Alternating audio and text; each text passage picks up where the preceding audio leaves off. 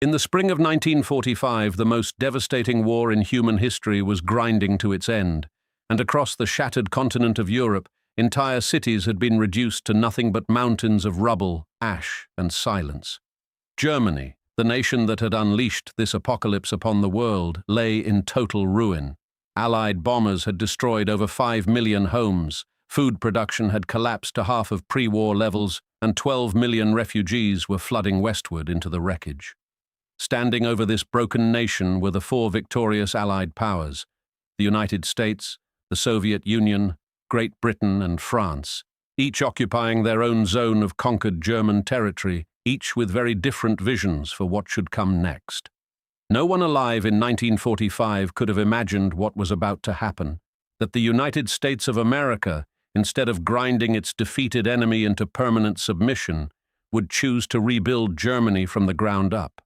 No one could have predicted that American pilots would risk their lives to feed German children, that American dollars would fuel a German economic miracle, or that American diplomats would one day fight harder for German reunification than most Germans themselves. This is the extraordinary, largely forgotten story of how America reunited Germany, and how, over time, Germany forgot who made it possible. The first chapter of this saga began in Washington in 1947, when Secretary of State George C. Marshall looked at the devastation of post-war Europe and asked a question that would change the course of history. What if, instead of punishing our former enemies, we helped them rise again? On April 3, 1948, President Harry Truman signed the European Recovery Program into law, an initiative the world would come to know as the Marshall Plan, committing over $12 billion, roughly $150 billion in today's money, to rebuild the shattered economies of Western Europe. West Germany received approximately 11% of those funds, critical American aid that helped reconstruct highways, hospitals, power lines, and the industrial infrastructure that had been bombed into oblivion during the war. But the Marshall Plan alone did not create the German economic miracle that required something even bolder happening inside the American and British occupation zones, driven by a German economist with nerves of steel. In June of 1948, Ludwig Erhard, appointed by the American and British occupiers to oversee economic administration, made a breathtaking decision. Without even informing his Allied superiors, he abolished the Nazi-era price controls that had strangled the German economy for over a decade.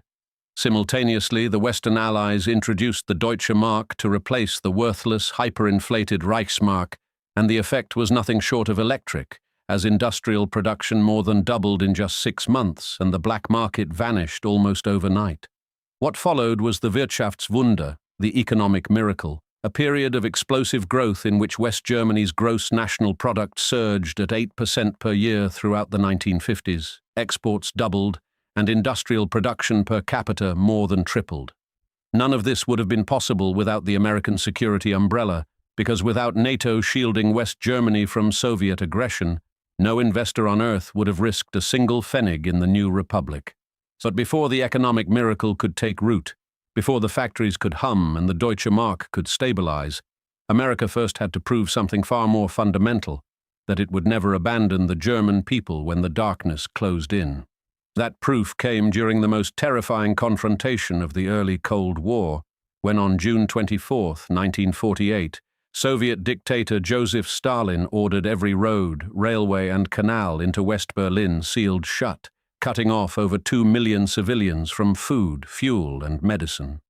West Berlin was an island of freedom marooned deep inside Soviet-controlled East Germany, and Stalin was absolutely certain the Western Allies would have no choice but to surrender it, because the Red Army stationed around Berlin vastly outnumbered every Western soldier in the city. General Lucius Clay, the American military governor in Germany, refused to yield, reporting to Washington that Berlin had become a symbol of American intent in Europe and that abandoning it would shatter the confidence of every free nation on the continent. President Truman made the decision that would define an entire generation. The United States of America would supply a city of 2 million people entirely by air, in the greatest humanitarian airlift the world had ever seen. On June 26, 1948, the first American C-47 transport planes touched down at West Berlin's tiny Tempelhof Airport. and what began as a desperate improvisation would soon become a logistical triumph that stunned the world. General William Tunner, a logistics genius who had mastered aerial supply over the Himalayas in World War II, was brought in to command the operation, and under his relentless discipline, the airlift transformed into a precision machine of staggering efficiency.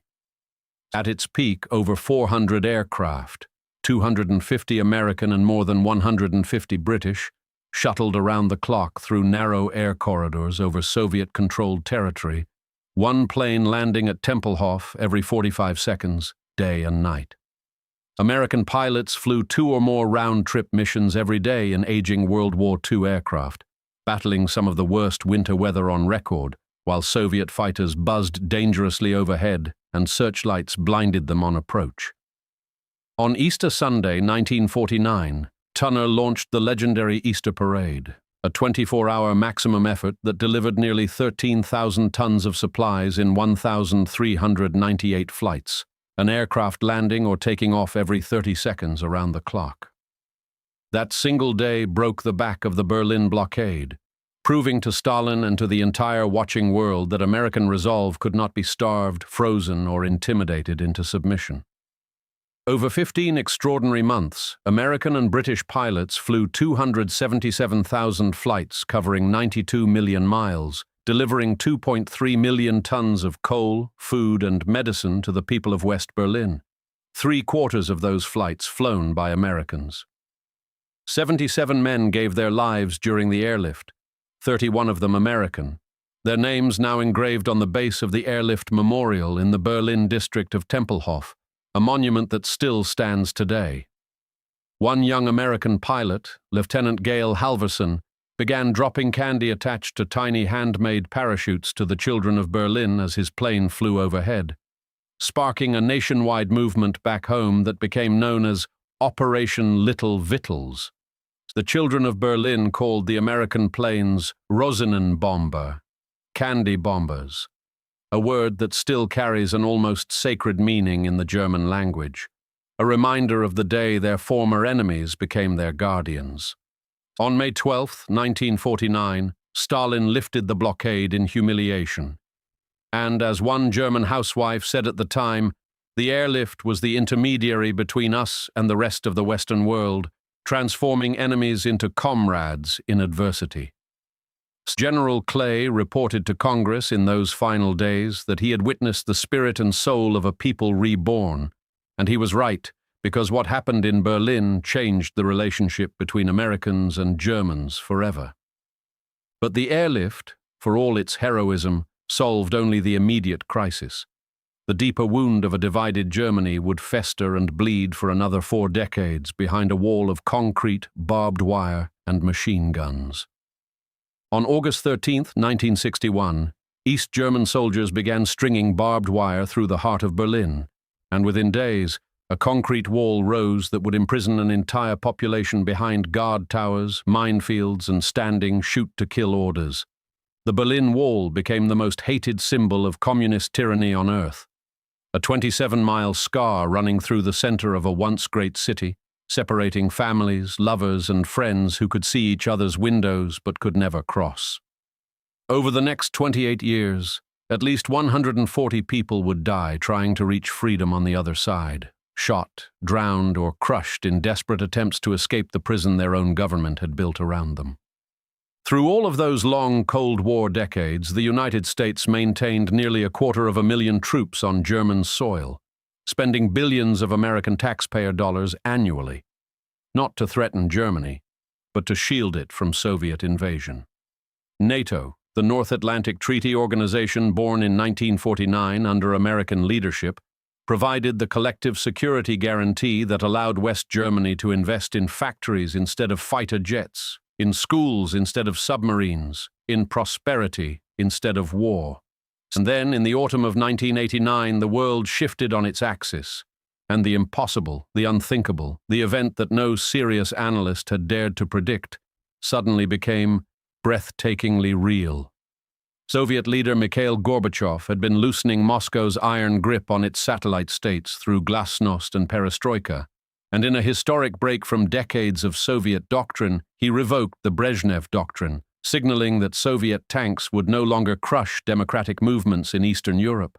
Hungary tore open its border with Austria in the summer of '89, and thousands of East Germans poured through the gap, fleeing westward in a human river of families, couples, and young people desperate for freedom that could not be stopped by any decree. Inside East Germany, the pressure was building to a breaking point.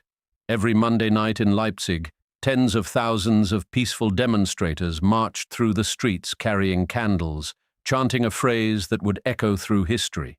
Wir sind das Volk. We are the people.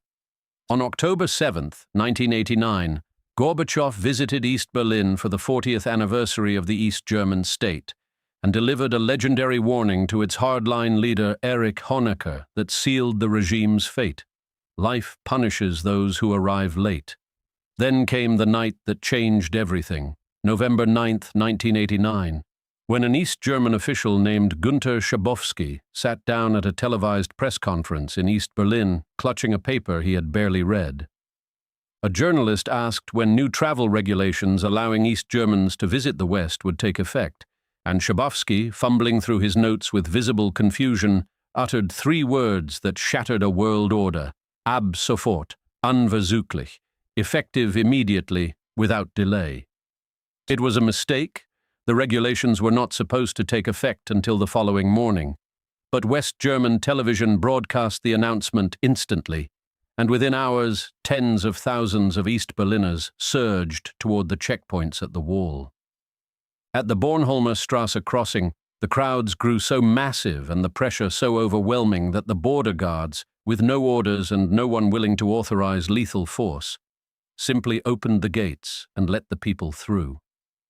By midnight, hundreds of thousands of Berliners from both sides of the wall were dancing on top of it, weeping openly, embracing total strangers, and smashing concrete with hammers in scenes of raw, unbridled human joy that the world watched live on television. The Berlin Wall, the most despised symbol of Cold War tyranny, was falling, and with it, the entire architecture of a divided Europe began to crumble into history. But the wall's fall was only the dramatic beginning. The far harder and more dangerous task of actually reunifying Germany as a sovereign nation still lay ahead, and nearly the entire world was against it. British Prime Minister Margaret Thatcher was privately horrified by the prospect of reunification, fearing that a unified Germany would once again dominate Europe with the same terrifying power it had wielded before two catastrophic world wars. French President François Mitterrand shared Thatcher's deep anxiety, and behind closed doors, European leaders whispered that reunification could awaken forces in German history that everyone had desperately hoped were buried forever. A January 1990 poll revealed the depth of the fear. 69% of Poles and 50% of British and French respondents worried openly about Germany becoming the dominant power on the continent once again. The Soviet Union, with 350,000 heavily armed troops still stationed on East German soil, held the ultimate veto over any reunification plan, and Moscow initially insisted in the strongest possible terms that a unified Germany could never join NATO. In this moment of maximum danger and historic uncertainty, when the leaders of Europe hesitated and the Soviets threatened, one nation stood firmly and unequivocally for German unity from the very first day: the United States of America. President George Herbert Walker Bush, a decorated World War II veteran who understood both the horrors of conflict and the sacred promise of reconciliation, made German reunification the centerpiece of American foreign policy. Just one day after Chancellor Helmut Kohl announced his ambitious 10-point plan for rapid reunification on November 28, 1989, the Bush administration issued an unprecedentedly swift endorsement that sent a thunderclap across European capitals. Secretary of State James Baker, one of the most formidable diplomats of the 20th century, laid out 4 principles for reunification grounded in self-determination, democracy, and the preservation of the Western Alliance. In December of '89, the Bush administration drew its critical line in the sand.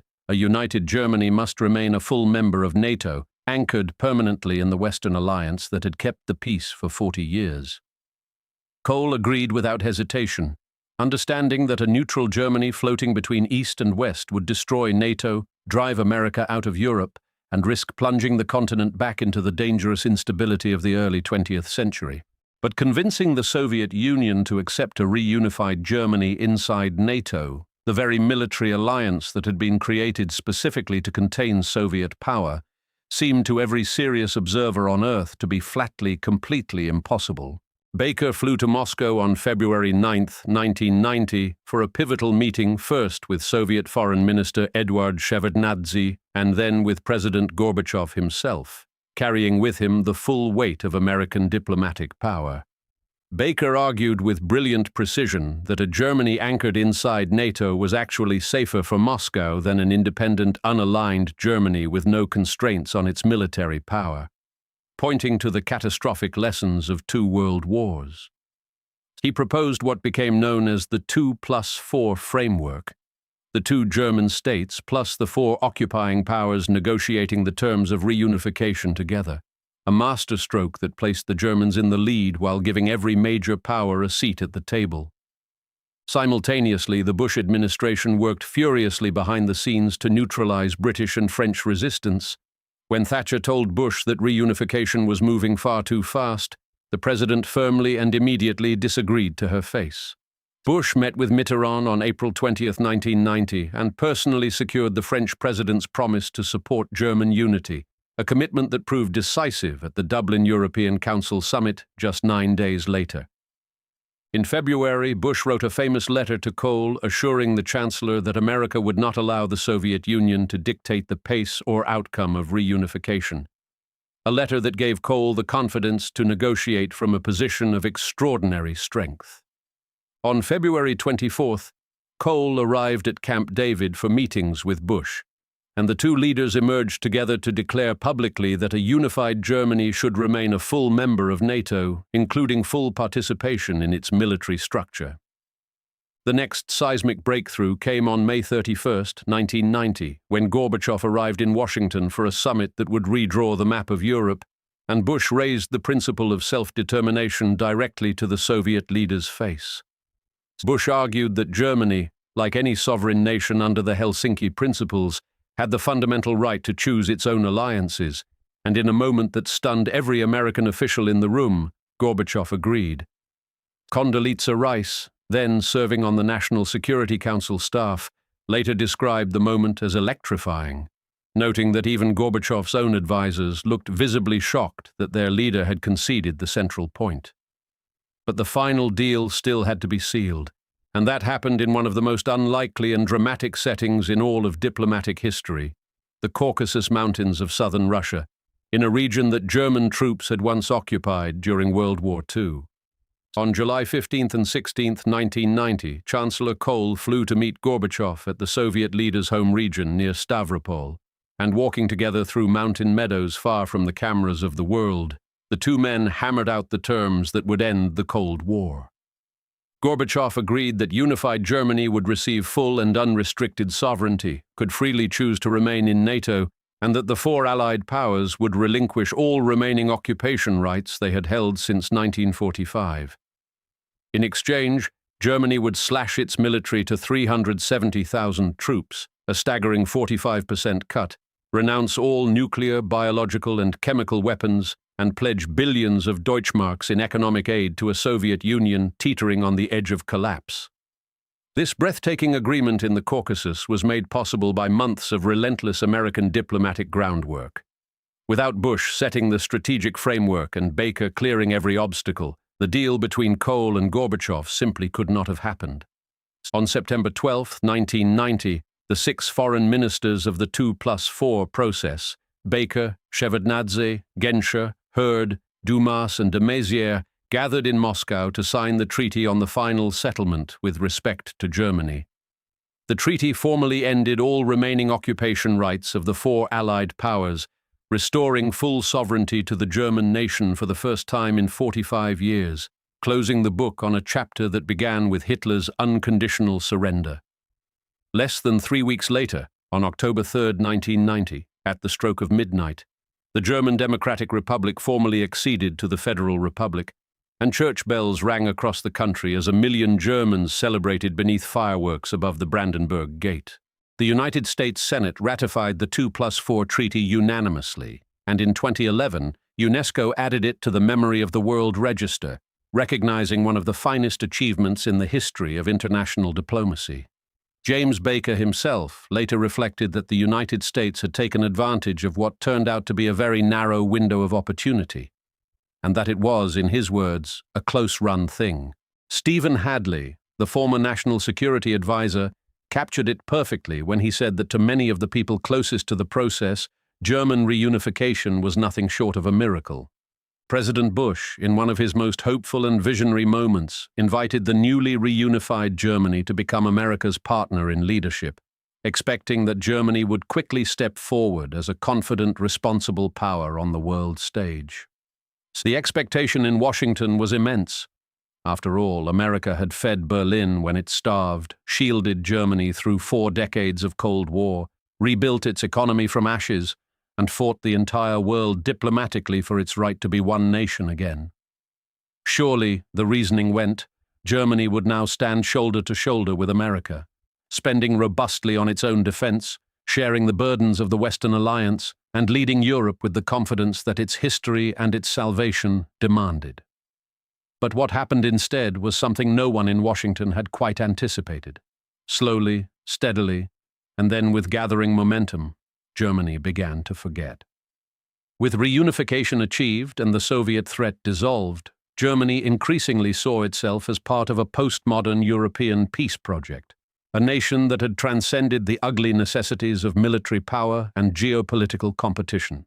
German defense policy documents from the 1990s declared that the country was now in an extraordinarily secure position, surrounded exclusively by allies and friendly partners, with no enemies anywhere on its borders. Defense spending was cut again and again, falling far below NATO's agreed 2% of GDP guideline, eventually dropping to just 1.2% under Chancellor Angela Merkel, while the once mighty Bundeswehr deteriorated into what military analysts bluntly called total dysfunction. Germany simultaneously deepened its economic dependence on Russian natural gas, building pipelines like Nord Stream that a former Polish defense minister compared to the Nazi-Soviet pact, choosing cheap energy over the strategic warnings of its own allies. When it came time for Germany to stand with America in crisis, the partnership that Bush had dreamed of began to fracture. Chancellor Gerhard Schröder not only refused to support the 2003 Iraq War, but actively sought to build a counter-coalition against the United States. Schröder declared publicly that the era in which America should be a model for Germany was really over, a breathtaking statement from the leader of a nation that American soldiers had protected and American diplomats had reunified within living memory. The 2008 financial crisis deepened the rift further, as many Germans blamed American-style capitalism for the global turmoil, and the 2013 NSA revelations showing American surveillance of Chancellor Merkel's phone ignited a public backlash that went far beyond the scandal itself. Polls revealed that 70% of Germans now viewed the United States as greedy for power. Only 55% held a favorable view of NATO, down from 73% just years earlier, and a majority preferred charting a foreign policy path independent of Washington. Perhaps most remarkably, 6 out of 10 Germans said their country should not come to the aid of a fellow NATO ally threatened by Russia, while a similar number comfortably assumed that America would do the defending for them anyway. The nation that America had rebuilt from rubble, protected through 4 decades of existential threat, and reunified against the opposition of the world, was now increasingly unwilling to share the burdens of the very international order that had made its extraordinary prosperity possible. Memories of the Berlin Airlift faded into dusty history books. The diplomacy of Bush and Baker became an obscure chapter most young Germans had never been taught, and the American troops still stationed on German soil were taken for granted like the plumbing in the walls.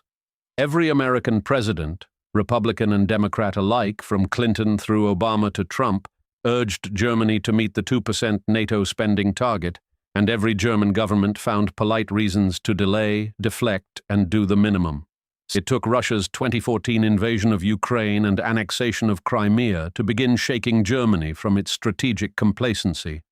And even then, Berlin pledged at NATO's Wales summit to reach the target within a decade, a promise that went largely unfulfilled for years. It was not until Russia's full-scale invasion of Ukraine in February 2022 that Chancellor Olaf Scholz proclaimed a Zeitenwende, a watershed moment, and pledged 100 billion euros for defense, an announcement that was welcomed in Washington but came 3 decades late. And yet, for all the frustrations and disappointments, the story of what America did for Germany remains one of the most extraordinary acts of statecraft and generosity in the entire history of civilization. No conquering power in the long chronicle of human conflict had ever done what the United States did after 1945. Not just spare its defeated enemy, but actively pour its own wealth, its own soldiers' lives, and its own diplomatic capital into making that enemy a thriving democratic partner. The Marshall Plan channeled American treasure into German reconstruction at a time when millions of Americans themselves were adjusting to peacetime hardship, an act of strategic generosity that has no true parallel in recorded history. The Berlin Airlift sent American pilots into harm's way to feed the same civilian population that American bombers had devastated just 3 years earlier, transforming the deepest enmity into a bond of trust that seemed impossible to imagine. NATO anchored Germany inside a security architecture that allowed an entire generation, and then a second, and then a third, to grow up without fear of invasion, conscription, or the kind of catastrophic war that had defined their grandparents' lives. American diplomats fought Britain, France, and the Soviet Union simultaneously to ensure that the German people could exercise their most fundamental right, the right of self-determination, the right to live as one free and sovereign nation. Bush and Baker navigated one of the most complex diplomatic puzzles of the 20th century, securing Gorbachev's consent, overcoming Thatcher's resistance, calming Mitterrand's fears, and managing the anxieties of Poland, Israel, and dozens of other nations, all within 11 breathtaking months. They achieved what virtually every observer on Earth had declared impossible: a reunified Germany, inside NATO, at peace with all its neighbors, fully sovereign for the first time since the end of World War II. The cost of this miracle to the American people was staggering.